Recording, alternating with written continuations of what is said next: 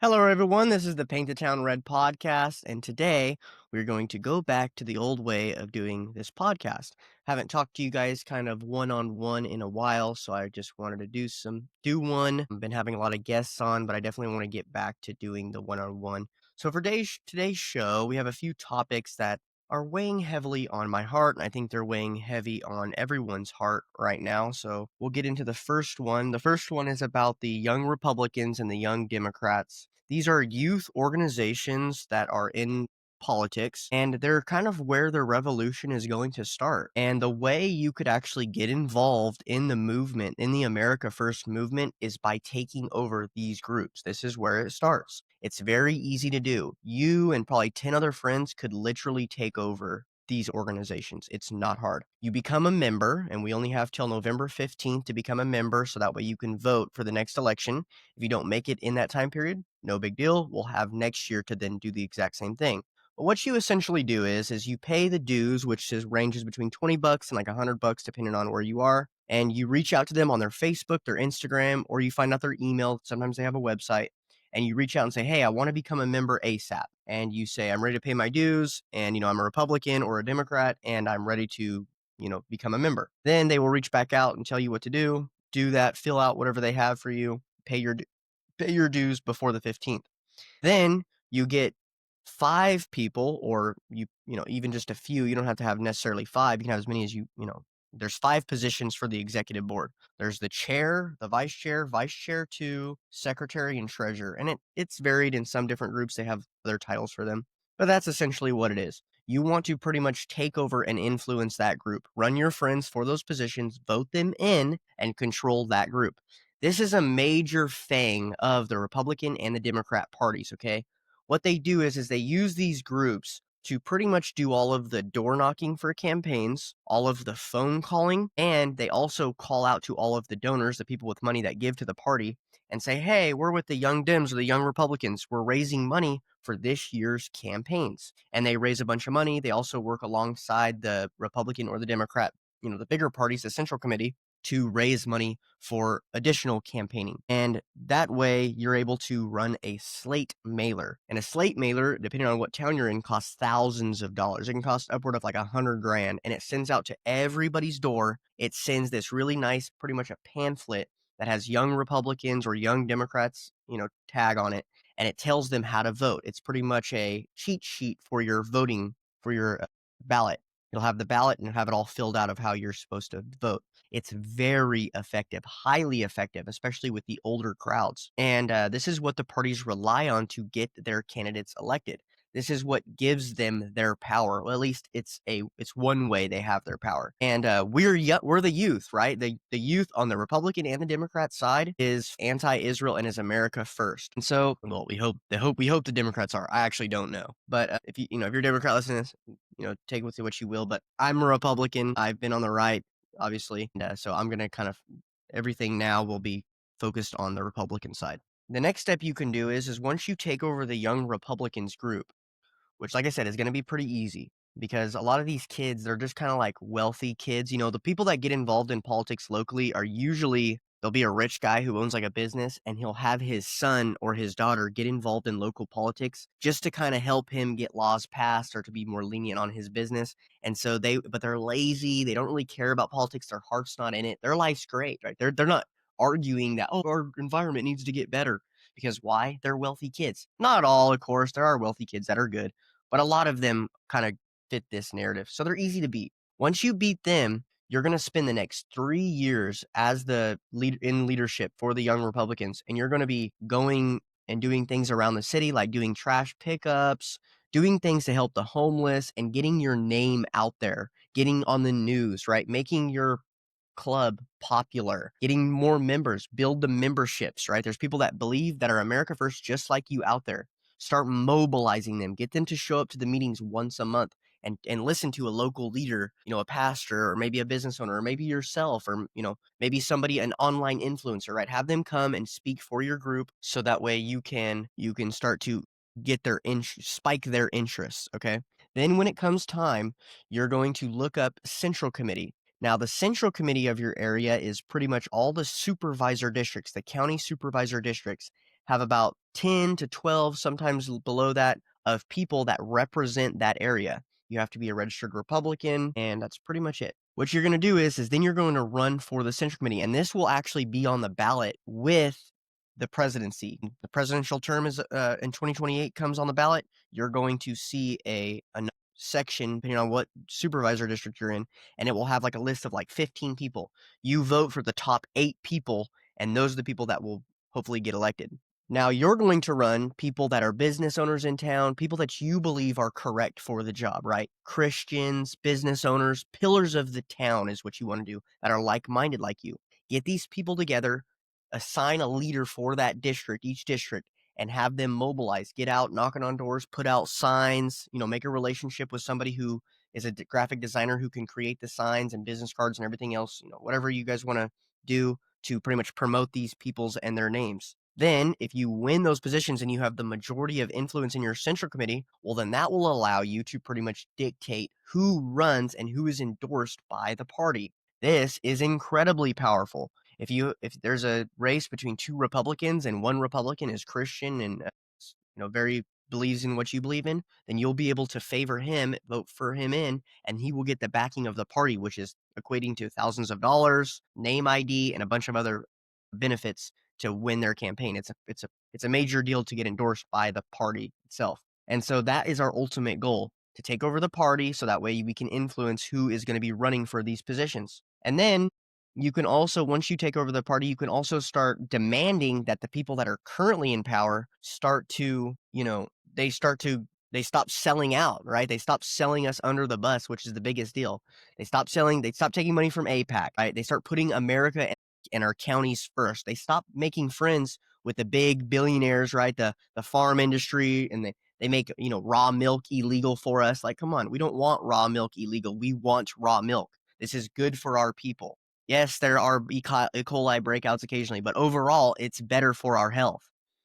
And so, but the big milk companies give the money to the politicians, and then the politicians make it illegal for us to have. So these are the types of things that we'd want to, abolish pretty much. And this is pretty much how you're going to do it, step by step. The next thing we could talk about with taking over the Republican Party is also there's a cycle of corruption. So what happens is politicians know the issues of the community.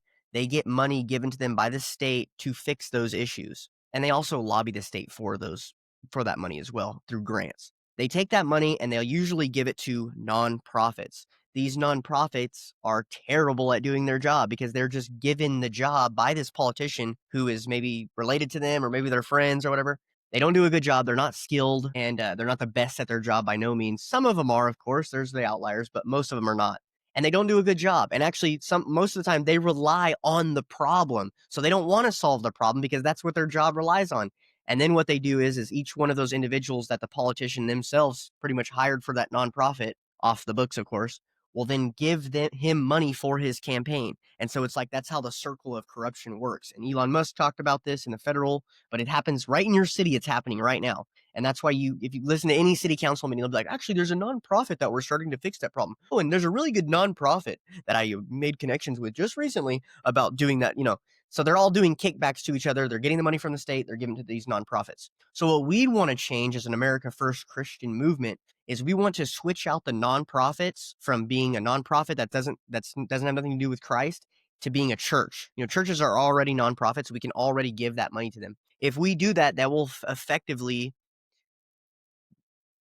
it would be one more check against the balance of corruption. So instead of that money just going to the nonprofits, not doing the job, and then the money coming back to the politician to get elected next term, it would instead go to the churches. It would be dispersed amongst all the church resources because they're already cleaning up homeless. They're already cleaning up drug addicts. They're already doing all of these things and getting their own money from the state too. So it would pile on, and the people that control that money will be governed by the entire congregation, right? Who decides who the pastor is? Well, the congregation does. And so this will allow, and if the church becomes smaller, well, then that's the problem of the pastor, and the money will go to other churches at that point. But this will be one check, not to say churches are not going to be corrupt in some ways. I'm sure some of them will go down that path, unfortunately. But most of them, we hope, won't. And it will be one more check against the powers that be. So I think that's good overall. And not to mention, they're going to be way better at solving these issues. They're better at solving the homeless issue. They're better at solving the drug crisis. These are the people we need to put in power in order to solve these problems. Not the politician's cousin who's a 26-year-old feminist who just got out of college, doesn't know a thing about life, and yet they're going on the street and trying to rehab meth addicts who've been meth addicts for 30 plus years. And what often conclusion do they come to?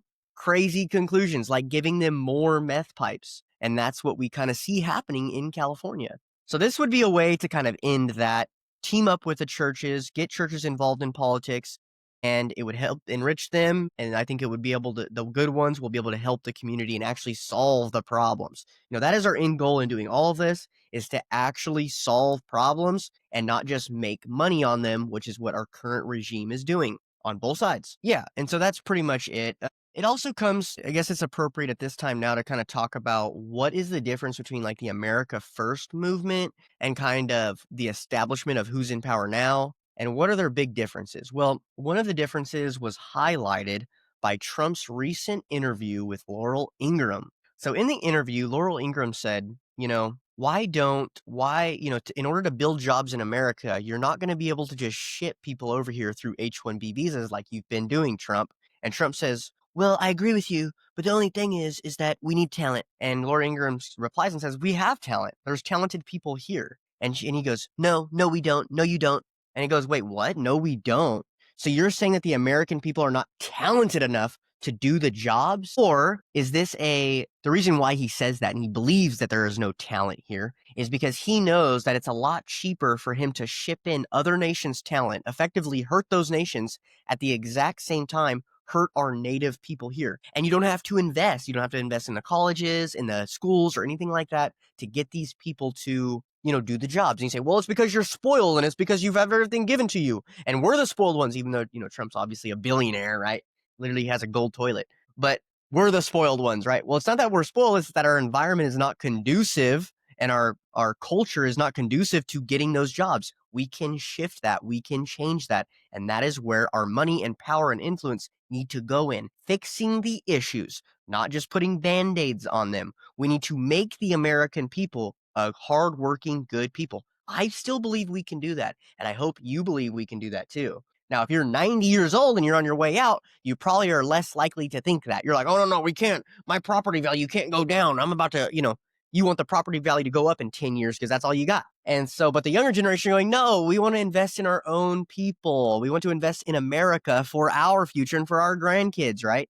Each generation is supposed to pass things down to their grandkids. That is what we need to be focused on. This war, making the nation great, it's not going to happen within a few years. It's going to take generations and generations of building a culture, passing down wealth, and establishing good laws and a good environment that's conducive to winning. Okay, so that's kind of the difference between America First and the current establishment, right? The MAGA, the Republican conservatives that are for helping the wealthy class and don't think that the wealth disparity between the 1% who's super rich and has 50% of the wealth, they don't think that's a problem. And they'll often say, like, you don't think billionaires should exist? It's like, no, I don't think that billionaires shouldn't exist, but like, you bring up like BlackRock and how they control our nation and they influence our nation. And they go, well, what you want to crack down on people who have money? Like they did it. Yeah, it was corrupt, but they figured out a way to do it.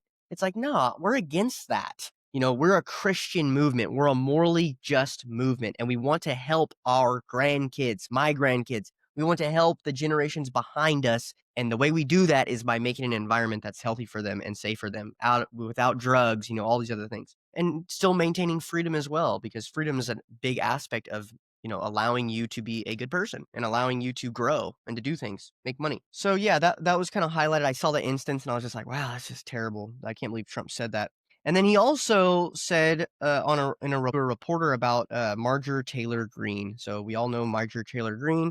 He says she has changed quite a bit and that she used to be a great gal, but now she's really shifted on him. And she wants him to focus on domestic policy when he's focused on global policy. So to me, that sounds like, oh, so you're a globalist president over a domestic president? And it's like, well, we can't have a good domestic policy if like wars are at our shores all the time, which I agree with him on that front. But that doesn't mean like he's not performing well domestically, and people are bringing that up. Even the closest people to him, like Marjorie Taylor Greene, his whole base, and now he's saying, "Oh well, sorry, but I'm focused on foreign wars." It's like, man, you're the president. You're supposed to be focused on a little bit of everything. But to say that global policy is superior to domestic policy, that's not good. That's going to be an ending game. If we're focused on the global market over the domestic market, guess what? Our domestic market will become weak. We will elect poor people, and we will no longer be able to compete in the global stage. So it's quite actually the literal opposite of what Trump is relaying. And look, I'm not hating on Trump. It's not like a Trump day. There are some things that Trump does good. I voted for Trump both times. Not a Trump fan per se, although I have criticisms of him. That's kind of politics is changing in that way too. I think America First is, we're changing in the way that's like, if you're a Republican, you only can say things about Democrats, and you can't say anything about your own party because that's suicide for your party. That's dumb. That's a low IQ way of thinking. And they say, well, the masses are dumb. Well, if they're dumb, then they're dumb.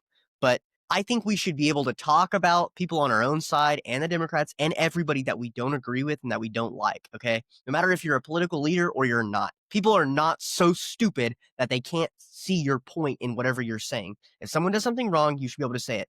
And it looks stupid. I mean, look when you see the Congress members and like the Senate and everybody else, Trump will do something that none of them actually agree with, but they're like, well, the president, he's doing his thing, and we see that is effective in the past, and maybe it'll be effective this time. That's how Mike Johnson talks. And it's just stupid. It's like, stop doing that. Everyone sees right through that. At both sides, we see right through it. Speak your mind, be truthful, tell the truth, and be real. Be a real nigga, okay? All right. That's kind of a major tenet of being America First. Be a real nigga. The next thing I want to talk about too is kind of what's been heavy on my heart, and I talked about it on my last podcast a little bit too, which is instead of thinking like we're gonna go to war, we have to take this nation by force. Like we're not doing that. Okay, we're not gonna start a revolution. We don't want to do that. We don't want war for our kids. We don't want these things. We can take over politically, and I just laid out how we can do that. First, let's put our effort in taking over politically with all of our heart. First, let's do that. Now, if we come up against bump roads, well, then we'll deal with that situation when we get there. But right now, we first need to give all of our effort taking over politically first. We can't just like immediately say, this isn't going to work. No, it will work. It's going to work. It's already working in my area. And I really believe in this movement. I think the America First is a great movement on both sides. And I think that we can get some things done politically without violence. Now, that being said, that kind of goes into the line of like not attacking people, right? Of course, you're going to criticize other groups, like I just mentioned, you're going to criticize them. But when it comes to focusing on them entirely, but then you never look at yourself, that's also bad, right? Like if you're 300 pounds and you're like making criticisms about you, like, come on, you're 300 pounds, bro. Like, stop eating cheeseburgers, nigga. Like, it's pretty simple, right? These are the things that we need to start doing as well in the America First movement. Because I see a lot of people that talk a lot and yet they never look at themselves. We have to make ourselves great again, right? The youth has been poisoned. We know that. But let's stop the poisoning and let's make ourselves right. Major way we're being poisoned is through drugs. So a big population of the youth of Gen Z is under psychiatric medications, is smoking marijuana, or habitually drinking at least every weekend. A huge population, like I'm talking like more than 50%. Matter of fact, I'll look it up another time, but it's more than 50%. I know. I think last time I checked, it was like 60 something percent. That's insane. That's cutting our population in half that would be able to decide on things legitimately. And I'm not saying if you drink on weekends, you're crazy or nothing, but it does affect you. Like lying and saying it doesn't affect you, that's wrong. It does. America First is a Christian movement that is pro sobriety. We have to be sober. You can't read the markets. You can't look at politics and do things from a just position if you're always have dopamine in your system 24/7. You cannot do it. It's not right. The Bible speaks against it. Every religion speaks against it. We all know it's a problem. Stop taking SSRIs. Stop taking Ozempic. Stop taking Adderall to have energy. Stop taking Kratom at the gas station. Stop taking marijuana when you get home to go to sleep. Stop doing alcohol on the weekends or whatever you guys do. Stop doing that. If it affects you mentally in any way, if it makes you happy or anything, stop doing it. Even sugar can be an issue. That is what's going to give us the connection with God that's going to allow us to be a winning movement. That is where that's our base. Our base is getting our mind right. They are trying to poison us. Foreign influence is poisoning us. They're the ones pushing legislation to make marijuana legal and all these other drugs legal. I'm not saying war on drugs, make all drugs legal. I'm not saying that, but be right with God. For God's sakes, get your mind right. Stop putting chemicals in your body. You will not be able to discern between right and wrong if that's what you're doing. So a big part of the movement, in my opinion, stay sober, please, love of God. And then, there's other things like working out, things you can do, but that's kind of the big thing that's on my heart right now is please stay sober. I see a lot of people that come to me and they're like, I want to help out, want to do this, want to do that. And then it's like, I talk to them and they're smoking marijuana. And I'm like, man, this is like a Christian movement, right? And I'm not here to judge. Like if you smoke marijuana, here's the thing. If you smoke marijuana, I'm not suggesting like, oh, just stop cold turkey and do that. Because I understand like if you smoke marijuana, it's hard to stop because of that reason. You've already altered your brain. Okay. But go to church. Go to church high even. Yeah, I'm suggesting go to church high. That's what you should do. Go. And just keep going. And if you have to smoke to go, smoke and go. I mean, just go. If you do that and you ask God to help you in stopping, have faith in the system, have faith in your community, have faith in your pastor, you will be way better off and you will have a way stronger ability to be able to quit doing those drugs if you go down that path. But don't just smoke. You can't stop. You may say a prayer or two, but not really much prayer into it. And you just keep trying to stop on your own. Don't do that. Go to church. That is a major superpower. That's why church has been so successful for all these years. It's not for nothing. It's because it works. And that kind of goes in line with like why we want to shift the money from the nonprofits to the churches because it works. Look at the statistics. Every person that gets out of jail or that's on drugs habitually and tries to get off, they're way better off. The numbers are way better when it comes to which is a drug program that's pretty much cycled around Christ, right? It's like Christ is its base. They tell you, you can work out, you can go to work, you can do all these things to, fill your time, which are good things to stop doing drugs. But the number one thing is that you have a hole that's missing and you're always trying to fill that hole. The only thing that can fill that hole is Christ. That is so true. The statistics support it. All the Democrats that are like, no, we should be by the science, you crazy religion. Okay, be by the science then. The statistics support church and Christ. They're the most successful, right?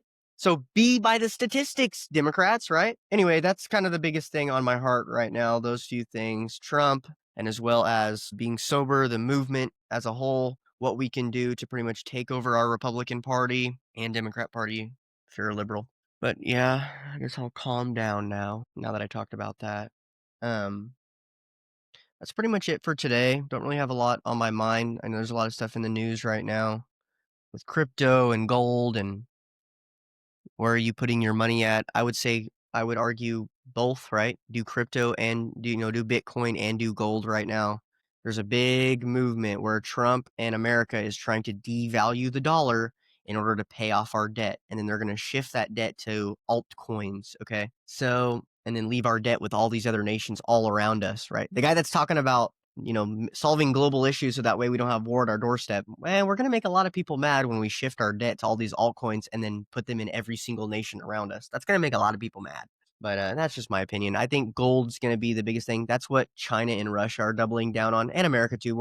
Every nation right now is like buying as much gold as they can get their hands on. And if you look at a lot of policies that have happened up to recently, like the Venezuela stuff, the Argentina stuff, and all the other things, it's all, if you look at the ending goal of what's getting accomplished is that we're getting physical gold back, right? London is not giving our gold back the way we hoped. And so China, Russia, everyone is buying up gold because whoever has the most gold will be able to have a currency that's backed.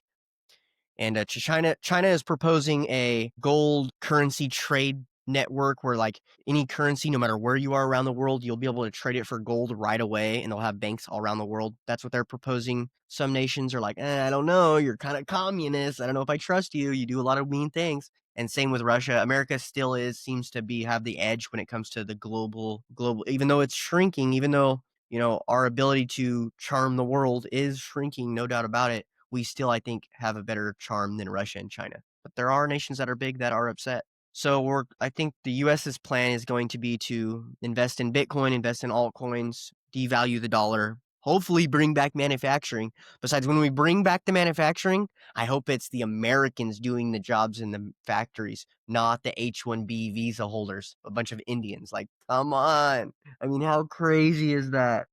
Like, you say that's Christian. Like, what about us? What about the younger people that are getting their jobs taken? What about us? I mean, how can you be so stupid? I mean, it's just such a betrayal.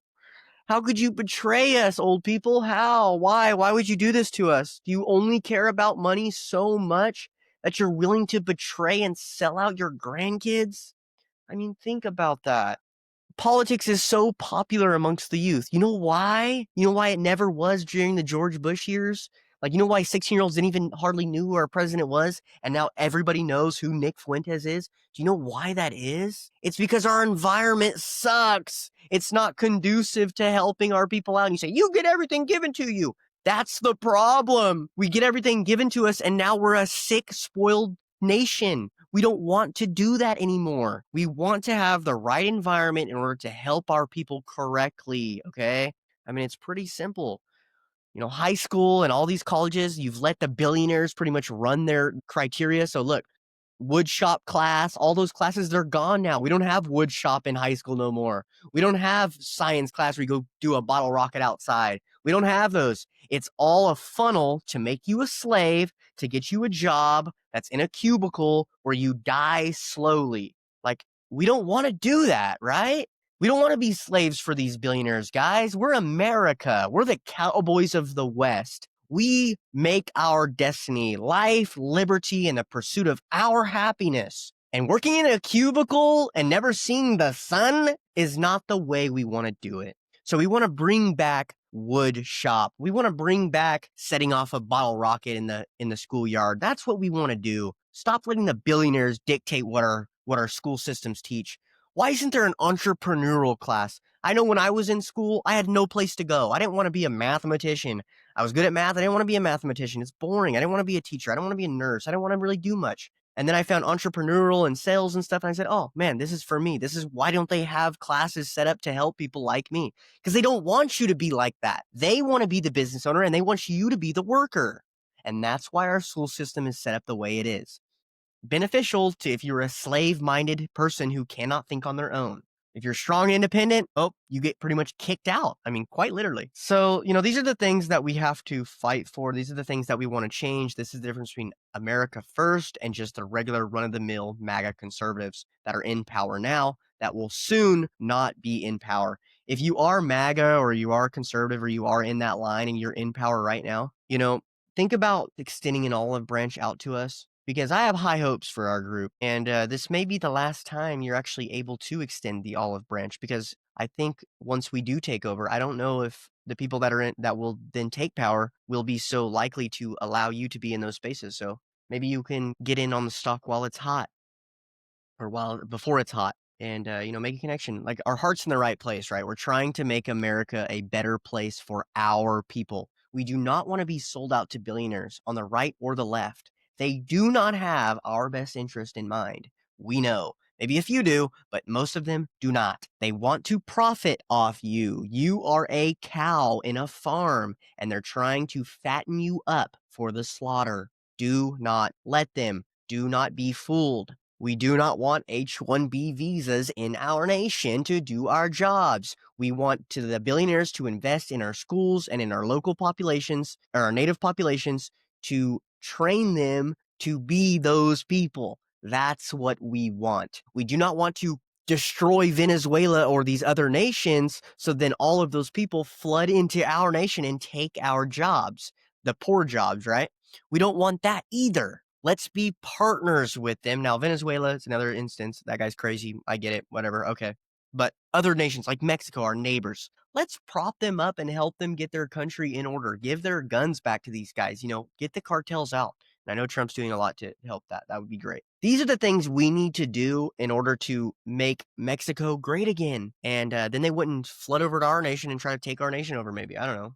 Not saying I don't like Mexicans or anything like that, but we have to have a nation. We got to have a nation too, right? I mean, golly. Everybody's only answer to fix all of our problems is we've got to invade ourselves. I mean, it's so stupid. Like, Why don't we strengthen ourselves? And it all starts with you, your diet, 3 eggs a day, creatine, a raw onion, act, working out, getting in fist fights. That's what it is. You got to get in fist fights regularly if you want to be a man. It's pretty simple actually. No, all jokes aside, that is kind of true though. Like if you get in a fist fight, you're going to change. Your mindset will change. You won't be able to be, you won't be domesticated anymore. You're like the pig, right? You'll grow the fangs and you'll get darker skin like right away. Because why? Your testosterone kicks in.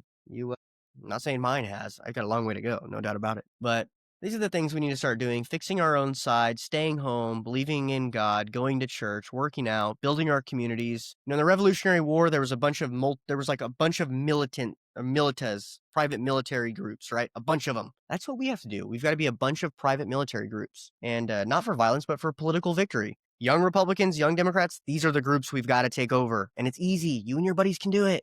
Get right with God, get healthy, get in a fist fight with a homeless person. No, don't fight a homeless person.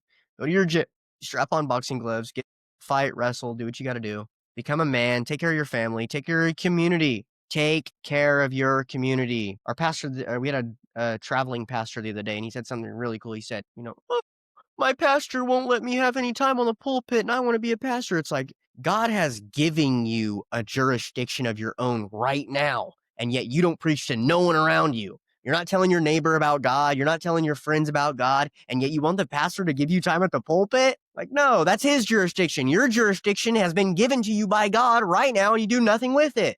Do something with it.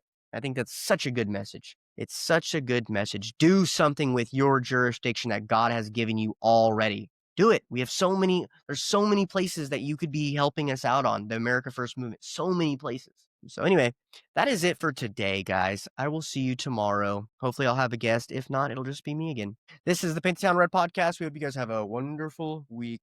Tune in for the Friday live. It's going to be a little early this time, I think at 6. So see you then.